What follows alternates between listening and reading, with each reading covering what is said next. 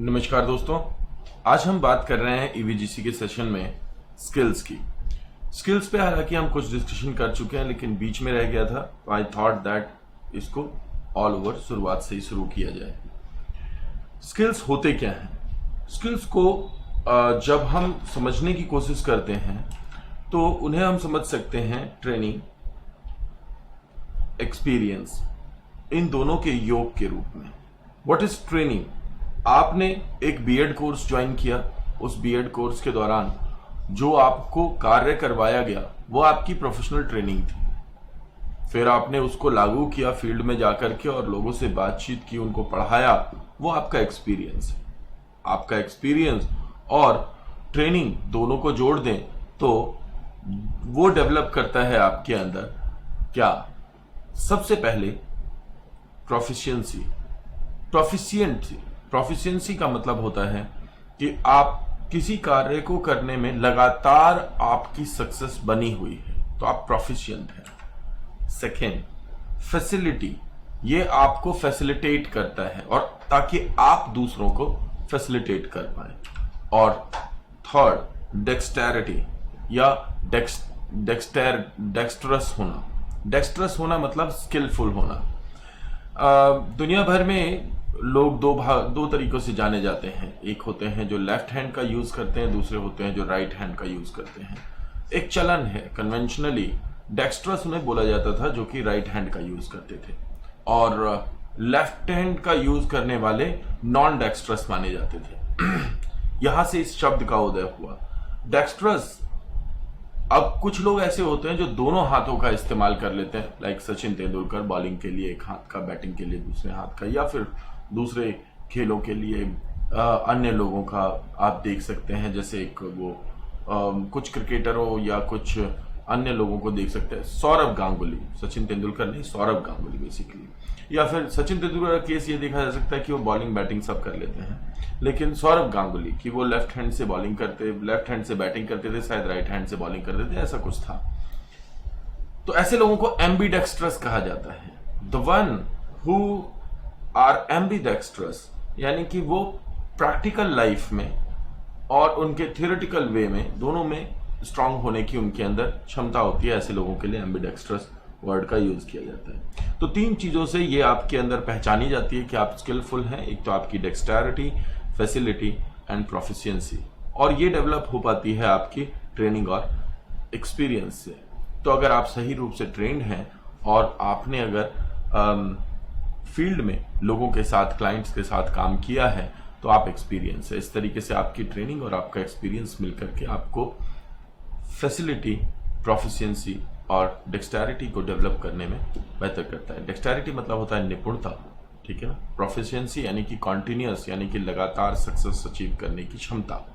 और फैसिलिटी यानी सुविधा, फैसिलिटेट करना किसी को, जिससे कि फैसिलिटेटर वर्ड आया है। तो ये हुआ आपको स्किल को समझने के लिए इन शब्दों को जानना जरूरी है। इसके बाद बात करते हैं हम 3 सेट्स ऑफ स्किल की। ये 3 सेट्स ऑफ स्किल क्या हैं? What are 3 sets of skill? देखिए, पहली बात तो ये कि अगर आप एक अच्छे मंझे हुए काउंसलर होना चाहते हैं तो आपको स्किल्स की बहुत जरूरत होगी। इसमें 3 प्रकार के स्किल्स लगते हैं। एक तो है भाई assessment of individual differences. What are individual differences? हमारी जो सेंसेस होती हैं, यानी कि हमारा टच, फील या देखना, सुनना, बोलना और टेस्ट करना, है ना, इन सब चीजों में हम अलग अलग हैं, क्योंकि हमारी साइकी, क्योंकि हमारा माइंड अलग तरीके से काम करता है, हमारा परसेप्शन अलग है। और इन सब चीजों से हम डिफरेंट होते हैं किसी भी दूसरे व्यक्ति से। तो 2 व्यक्तियों के एक्सपीरियंसेस यूनिक होंगे। आप किसी एक के एक्सपीरियंस को आइडेंटिकल या सेम नहीं मान सकते दूसरे के। वो एक जैसे से हो सकते हैं बट आइडेंटिकल नहीं हो सकते।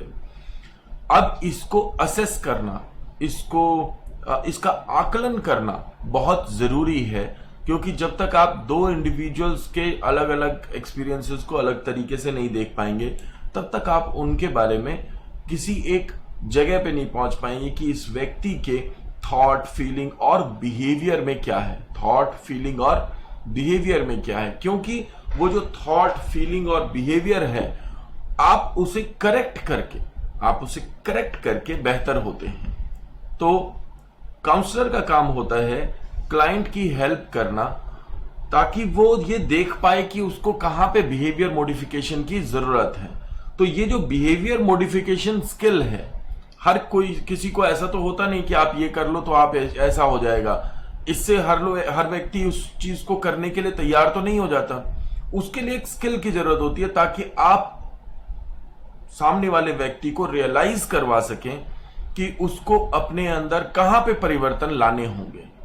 और ये जो संशोधनों की जरूरत है, ये जो मॉडिफिकेशंस की जरूरत है, जो चेंजेस की जरूरत है, ये चेंजेस कर सकने की क्षमता जो काउंसलर में होती है, वो स्किल के रूप में होनी चाहिए। एक बेहतर स्किल होना चाहिए उसके पास, तभी वो एक बेहतर काउंसलर बन सकता है। तो बिहेवियर मॉडिफिकेशन एक स्किल है, असेसमेंट एक स्किल है। और counselling and guidance skill, counselling और गाइडेंस अपने आप में स्किल हैं जिनके बगैर आप एक बेहतर काउंसलर नहीं बन सकते। तो जो आपका एक स्किल्ड काउंसलर बनने का जो तरीका है, उसमें 3 प्रकार के सेट ऑफ स्किल आते हैं। सबसे पहले तो ये कि आपका असेसमेंट होना चाहिए कि ये व्यक्ति किस लेवल पे है, क्या व्यवहार है, कैसे ये दूसरों से अलग है। फिर आप उसे सजेस्ट कर सकें कि उसे किस लेवल पे फीलिंग, थॉट और बिहेवियर के अंदर परिवर्तन की जरूरत है, that is called behaviour modification skill. और last but very important is guidance and counselling skill.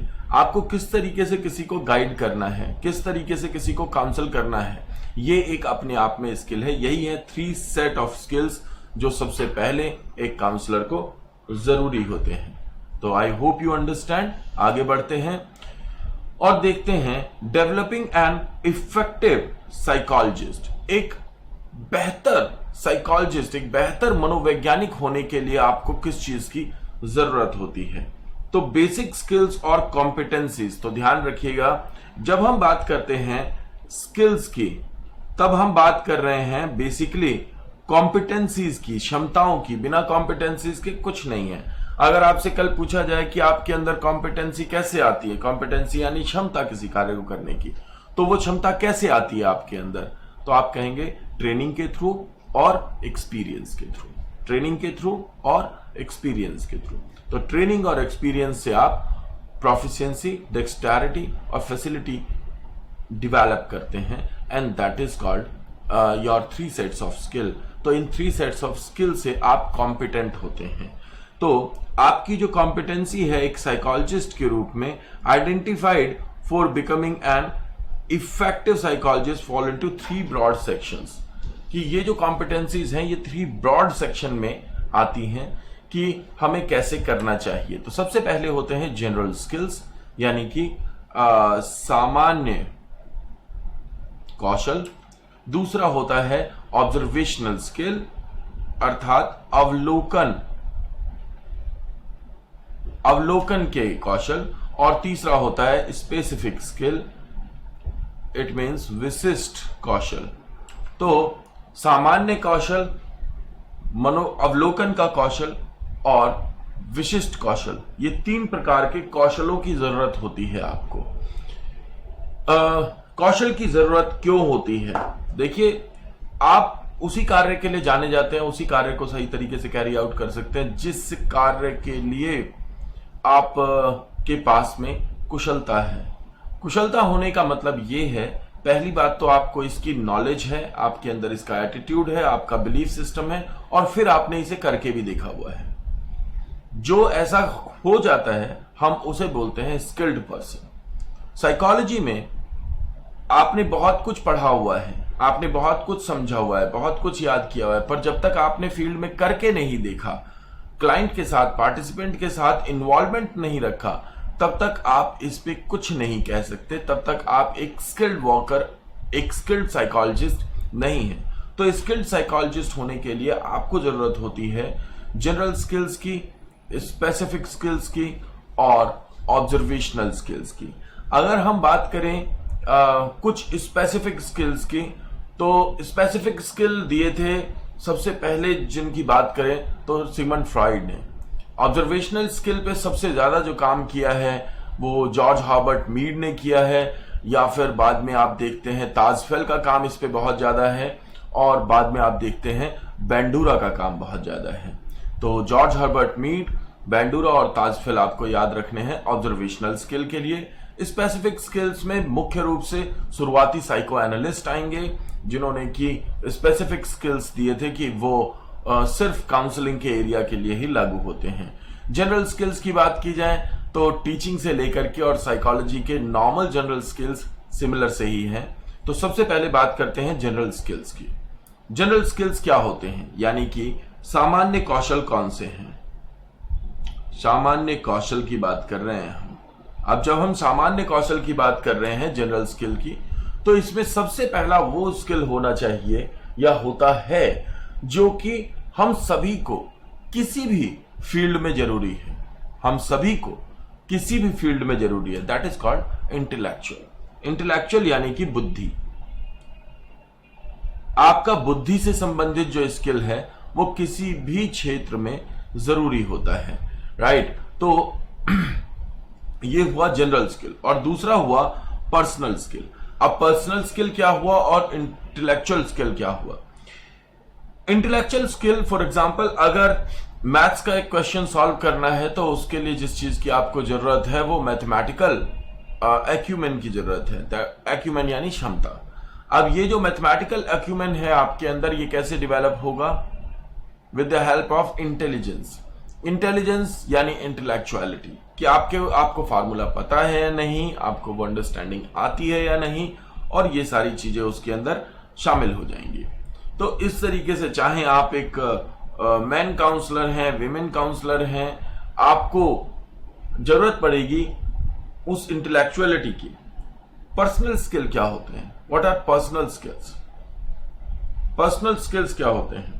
जब भी आपके पास में एक इंटेलेक्चुअलिटी होती है, उस इंटेलेक्चुअलिटी का आप खुद से इस्तेमाल कहां करते हैं, उस ज्ञान का आप इस्तेमाल कहां करते हैं, और इसके द्वारा जब आप वो इस्तेमाल करते हैं तो जो एक्सपीरियंस आ रहा होता है, वो जो एक्सपीरियंस है वो आपका पर्सनल स्किल है।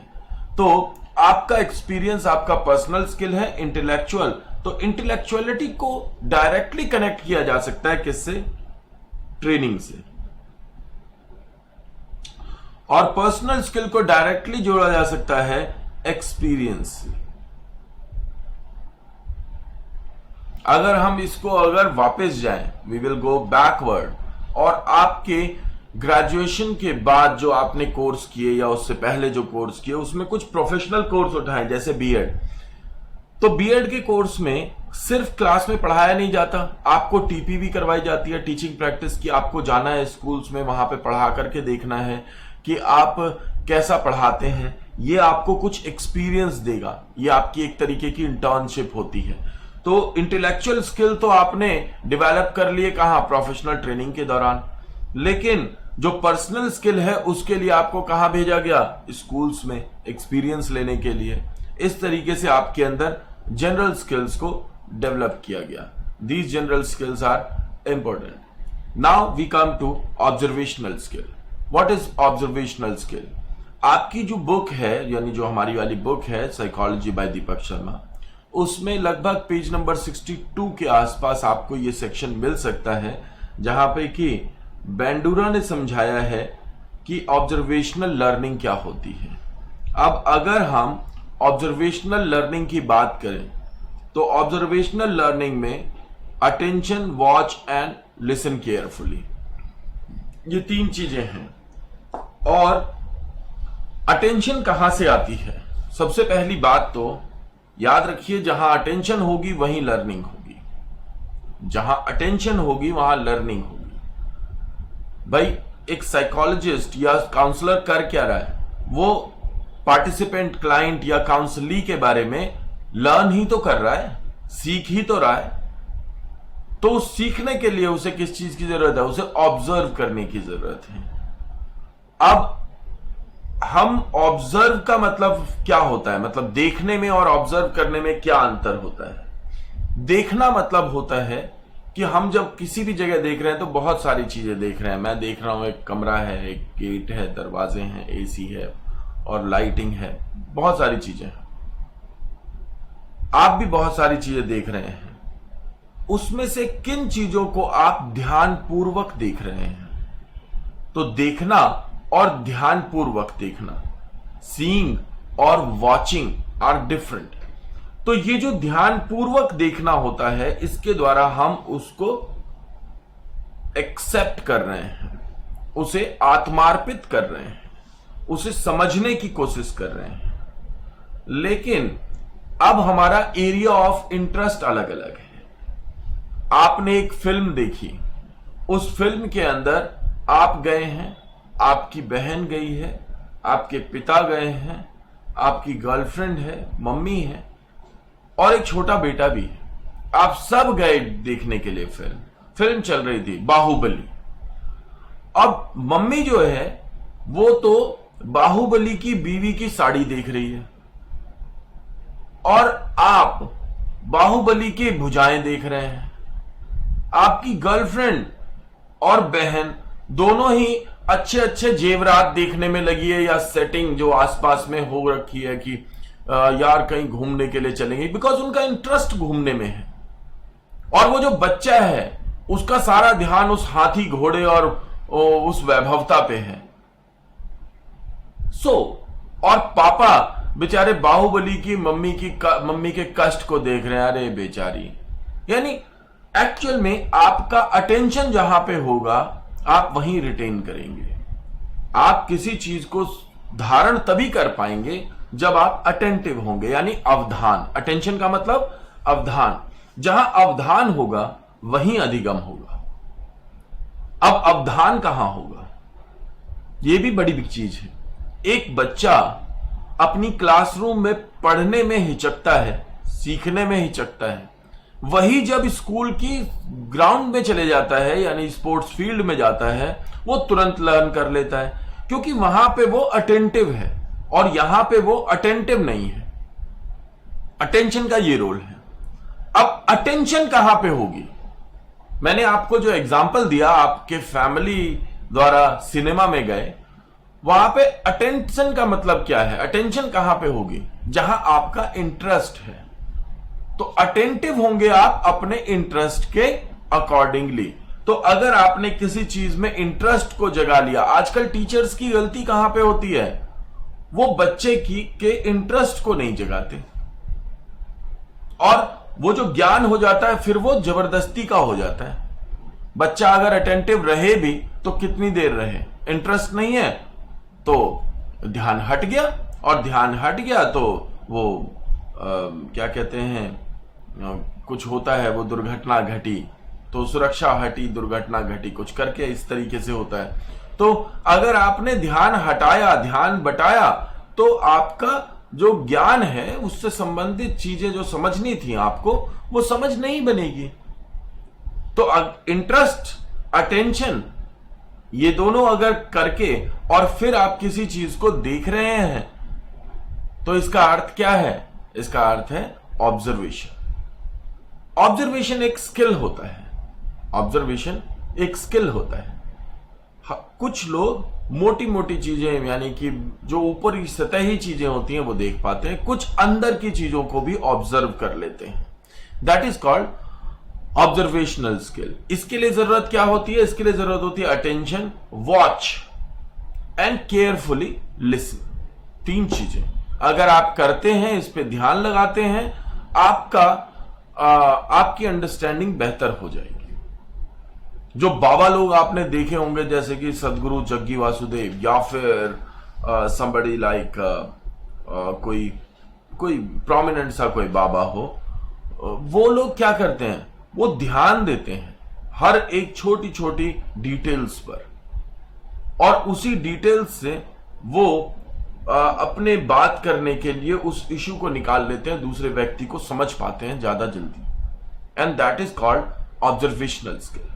सो प्रैक्टिशनर को क्या जरूरत होती है? अटेंशन की, वॉच की एंड लिसन केयरफुली की।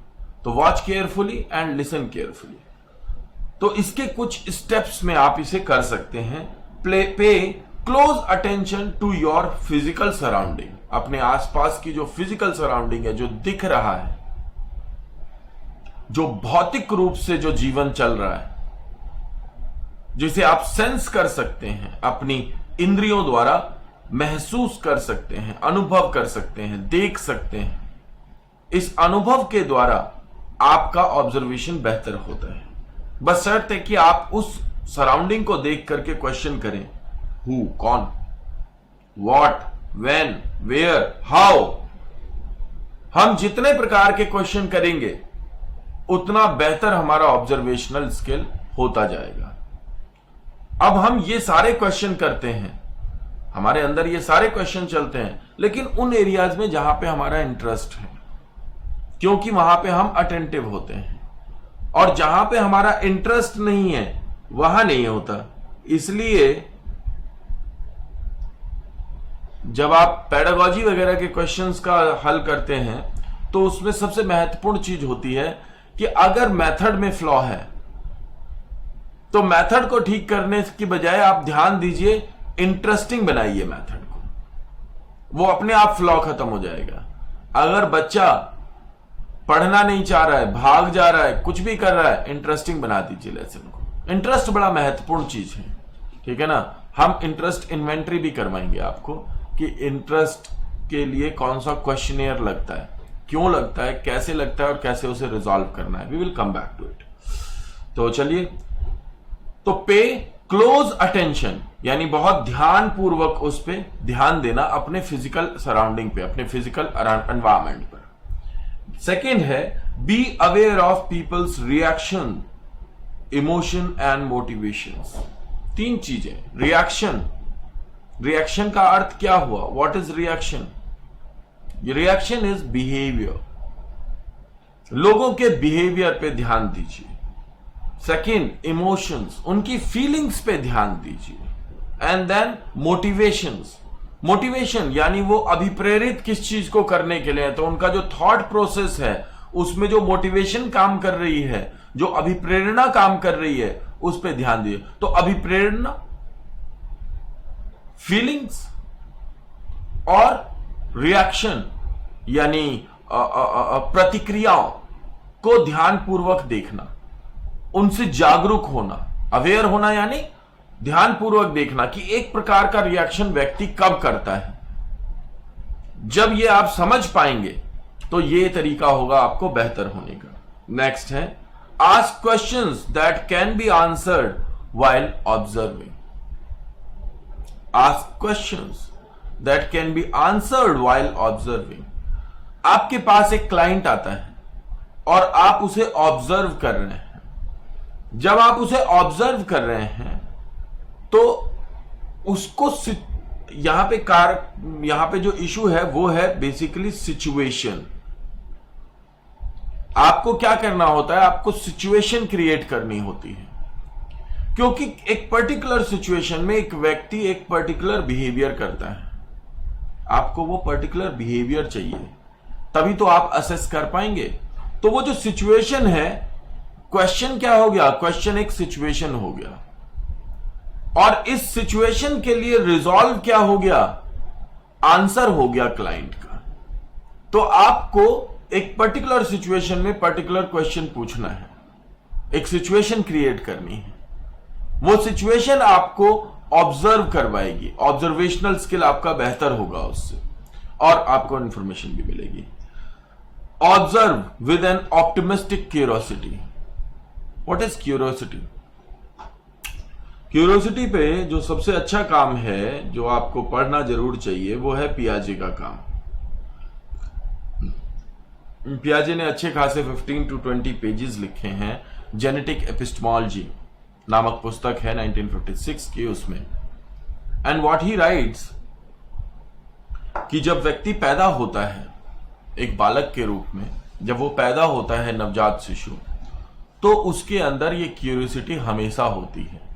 जब वो आंख खोलता है तो क्यूरियोसिटी से ही खोलता है कि बाहर है क्या, जब वो किसी चीज को पकड़ता है, जब वो छूता है, देखता है, किसी चीज का मीनिंग क्रिएट करने की कोशिश कर रहा है।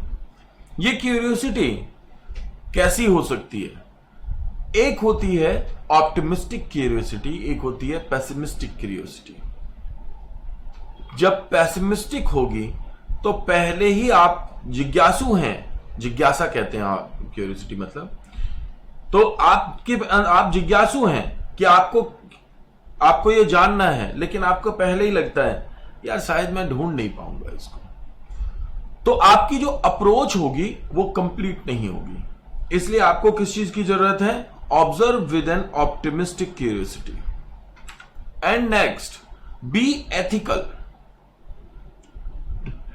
Be ethical. You have to respect privacy norms and of the people that you are observing. Take care not to disclose any information to anyone. अगर आपको अच्छा ऑब्जर्वर बनना है तो आपको करना यह होगा कि जो अपनी ऑब्जर्वेशंस हैं उनको अपने पास रखना होगा। जब एविडेंस मिल जाए आपको ऑब्जर्वेशन के लिए तो आपको उसको डिस्कशन करना चाहिए क्लाइंट से, और कभी भी उसको डिस्क्लोज नहीं करना चाहिए किसी के भी समक्ष। ये एथिकल कंसिडरेशन होती है जो कि आपकी ऑब्जर्वेशन से जुड़ी हुई होती है। इसके नुकसान क्या हो सकते हैं? देखिए, व्यक्ति का जो दिमाग है वो बहुत खोजी है। आपने अगर किसी से अगर उस बात को शेयर कर दिया तो ऐसा हो सकता है कि वो व्यक्ति उस अन्य व्यक्ति की लाइफ में इंटरफेरेंस कर सके या किसी तरीके का अपने लिए बेनिफिट ढूंढने की कोशिश कर सके। ऐसे में वो जो व्यक्ति है जिसकी लाइफ शांति से चल रही थी, आपने ऑब्जर्व करके उसकी लाइफ को अशांत कर दिया, तो ऐसा कुछ ना करें। राइट? चलिए, तो ये समझ में आ रहा होगा कि ऑब्जर्वेशन का मतलब क्या होता है। एक साइकोलॉजिस्ट के लिए, एक काउंसलर के लिए the most important thing is observation.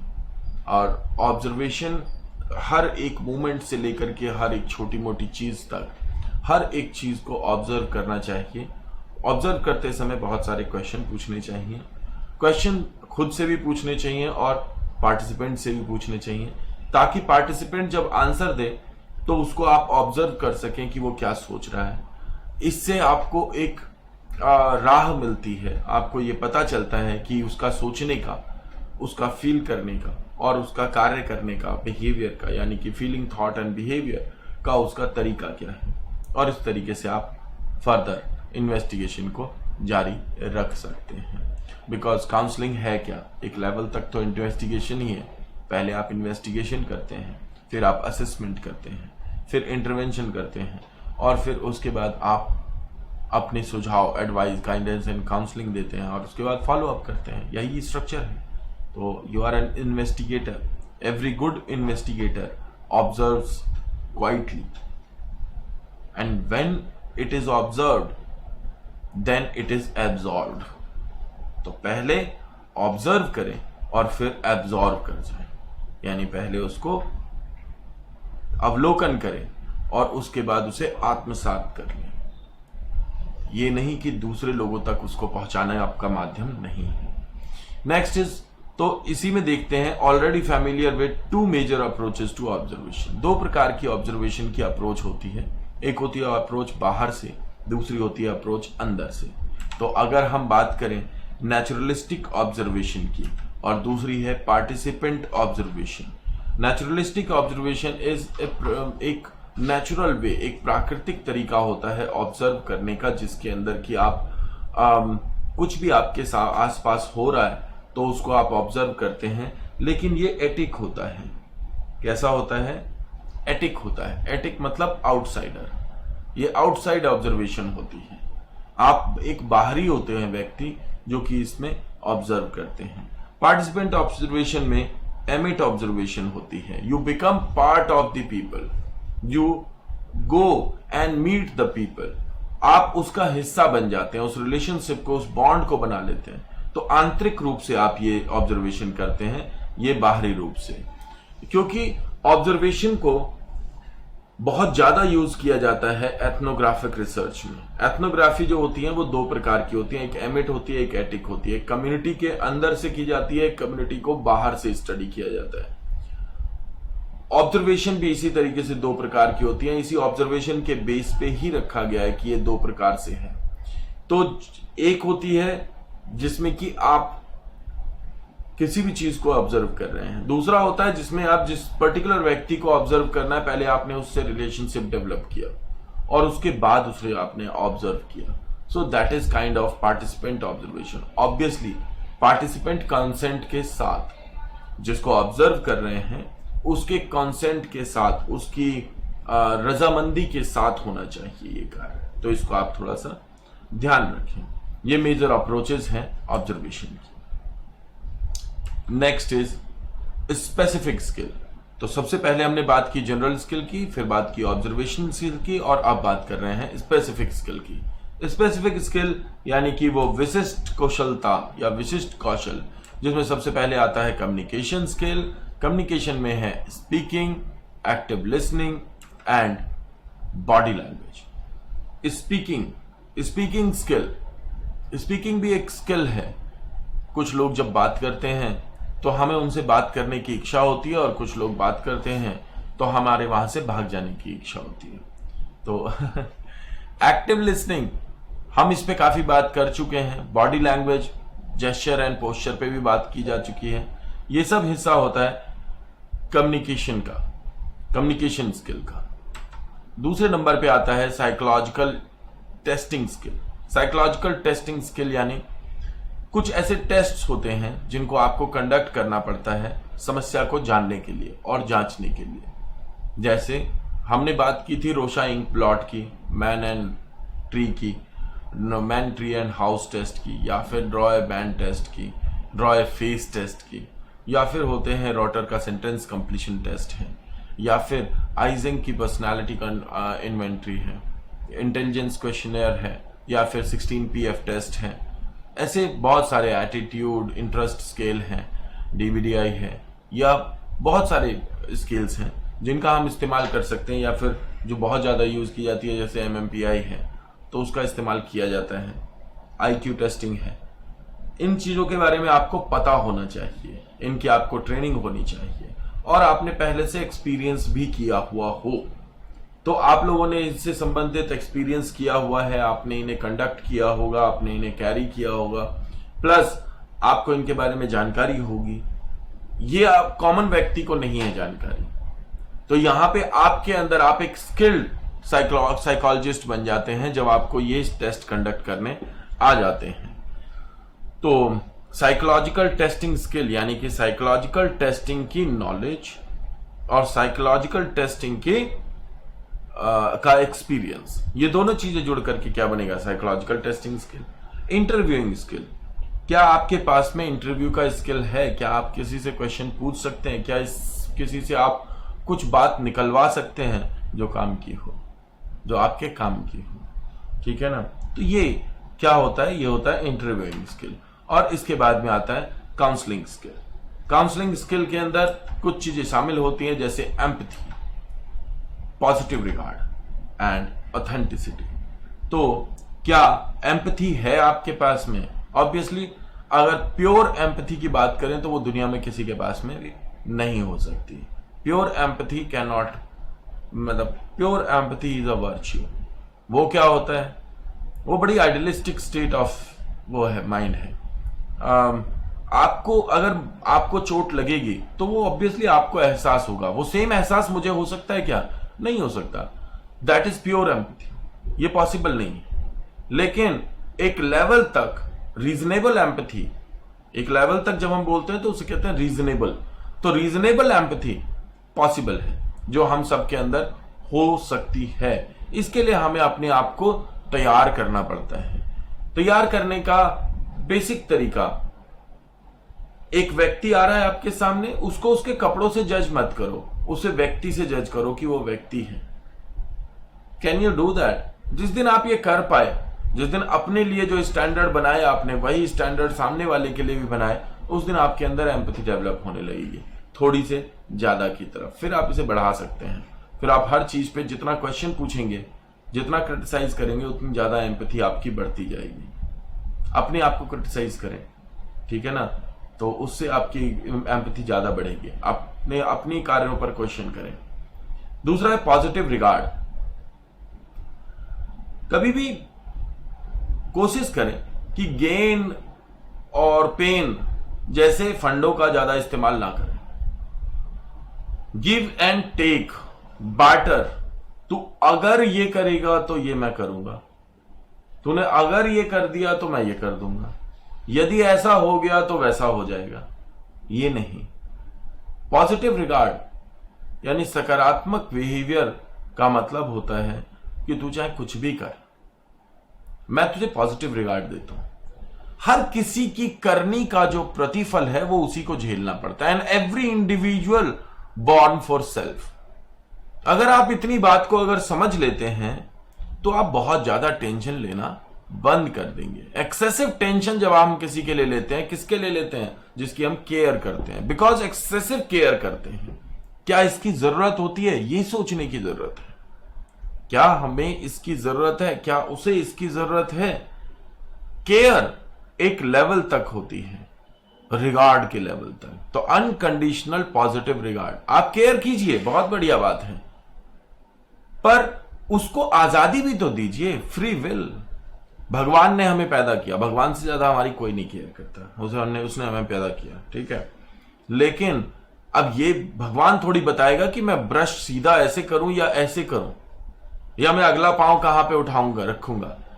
भगवान ने जब हमें बनाया तो उसने फ्री विल दिया हमें, यानी एक आजाद विचार, आजाद डिसीजन लेने की क्षमता, जिससे हमारे पास ये मौका बनता है कि हम बदतर या बेहतर हो सकते हैं। भगवान ने हमें बदतर या बेहतर नहीं बनाया, भगवान ने हमें बनाया और बदतर या बेहतर होने के लिए हमारी जो फ्री विल है, हमारी जो आजाद इच्छा है, हम उससे डिसीजन लेते हैं कि हमें किस तरफ जाना है। ये जो आजाद इच्छा है ये अपनी भी रखिए और दूसरे को भी रहने दीजिए। जैसे महात्मा बुद्ध का आइडिया था, क्या?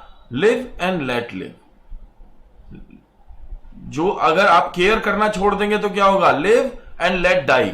जियो और मरने दो, नहीं, जियो और जीने दो। खुद भी अपनी फ्री विल, अपने शांतिपूर्ण सह अस्तित्व को मानो। गांधी ने कहा ना, जो कि पंचशील के सिद्धांत में से आया बुद्ध के, कि शांतिपूर्ण सह अस्तित्व, कि हम दोनों को एग्जिस्टेंस में रहें और एक दूसरे की शांति को भंग भी ना करें। ये आपको कॉमन अपने जीवन में शुरुआत करनी पड़ेगी, तब जाकर के आपके लिए, क्लाइंट के लिए ये डेवलप हो पाएगा। और last is authenticity. Authenticity means authentic होना, बनावटी नहीं होना है। बहुत चांसेस होते हैं फैब्रिकेटेड होने के, बनावटी नहीं होना। वहां पे ऑथेंटिक रहना है, क्योंकि कुछ दिन के बाद आपकी रियलिटी पता चल ही जाएगी। आप कितना लंबा एक्टिंग कर सकते हैं, पॉसिबल नहीं है। तो this is the kind of specific skill which you need. याद रखिएगा, these are specific skill. Simply पूछा जा सकता है, 4 ऑप्शन देकर के इनमें से स्पेसिफिक स्किल कौन सा है काउंसलिंग के लिए, या फिर कौन सा इसमें से जनरल स्किल है काउंसलिंग में।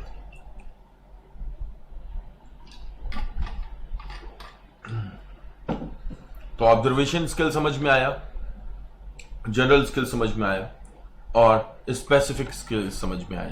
तो इस प्रेजेंट सेशन में इतना ही, अगले सेशन में फिर मिलेंगे। Thank you.